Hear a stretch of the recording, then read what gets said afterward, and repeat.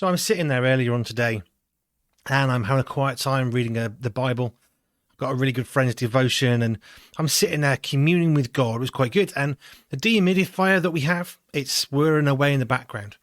And I'm really conscious that far too often I'm switching the thing on and switching it off and checking the settings. And if you're opening the doors of your house and the windows, there's no point in running your dehumidifier. It's a waste of money because all you're going to do is try and dry out the air outside your house.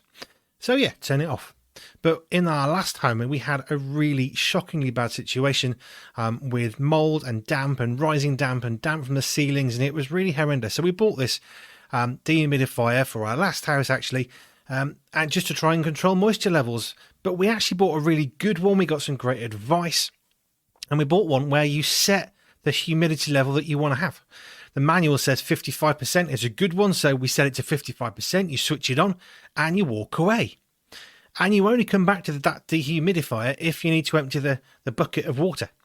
And it's quite a big one, so we really don't need to go back to it very, very often at all. But this got me thinking about our Christian walks. When you become a Christian, you switch on your relationship with the Holy Spirit, so to speak. And the Holy Spirit helps you in your life to choose the best paths for you, not the easiest paths, but the best paths, so that we can become more like Jesus Christ.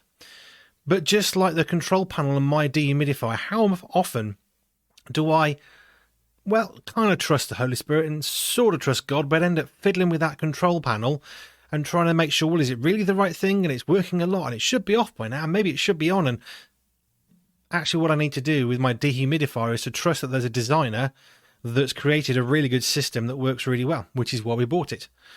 And in the same way, when we become Christians and we switch on our relationship with Jesus Christ, we may have access to the control panel, but we really don't want to mess with it because God's there saying, I am the designer. I am good. I know what I'm doing. So trust me. Trust that I've got your best intentions at heart. So let's trust God with our lives. Let's trust him with that control panel of our life.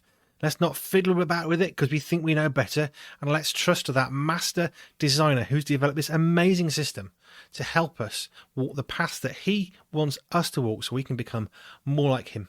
Just a thought.